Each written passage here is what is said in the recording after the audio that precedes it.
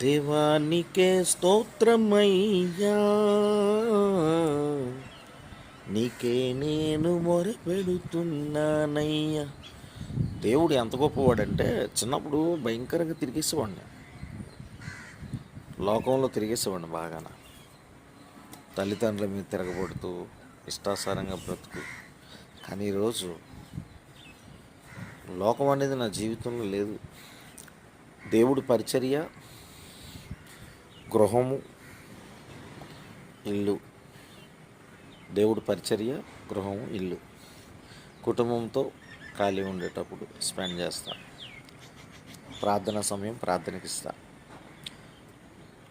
సువార్త చేసే సమయం సువార్త చేస్తాను. దేవుడు పరిచర్య, పేదవారి పరిచర్య చేసినప్పుడు పేదవారి పరిచర్య చేస్తాను. దేవుడి ఈ యొక్క భాగ్యాన్ని మా అమ్మాలతోనైతే చిన్నప్పుడు నేను అసలు పట్టించుకునేవాడిని కాదు. మా అమ్మగారాలని పట్టించుకునేవాడిని కాదు. కానీ ఈరోజు సంతోషంగా మా అమ్మగారితో మాట్లాడగలుగుతున్నాను. మా అమ్మగారు నా పక్కన చక్కగా సంతోషం ఉన్నారు. చిన్నప్పుడు నా దగ్గర ఉండాలని భయపడేవాడు. అంటే తాగిపోతోడుగా ఉండేవాడిని కదా, కేకలెట్టేవాడిని, భయపడేవారు. కానీ ఈరోజు నా బిడ్డ మారాడని సంతోషంగా నాతో మాట్లాడగలుగుతున్నారు. నేను కూడా ఆయన చేసిన పాపాన్ని మా తల్లిగారి పాదాలు పట్టుకొని ఎప్పుడు బతిమాలుతూ ఉంటాను. మా అమ్మ బాగుండాలి.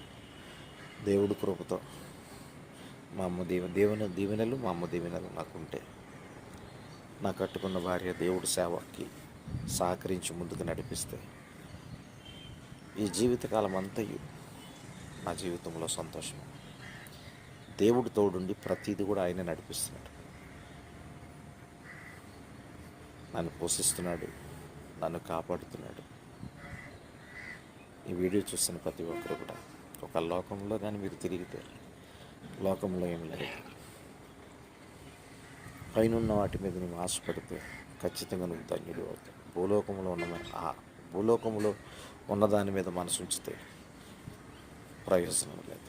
దయచేసి భూలోక ఆశను విడిచిపెట్టి పరలోకంలో ఉన్న దేవుడి మీద ఆశ కలిగి నువ్వు జీవిస్తే ఖచ్చితంగా నువ్వు ధన్యుడివే.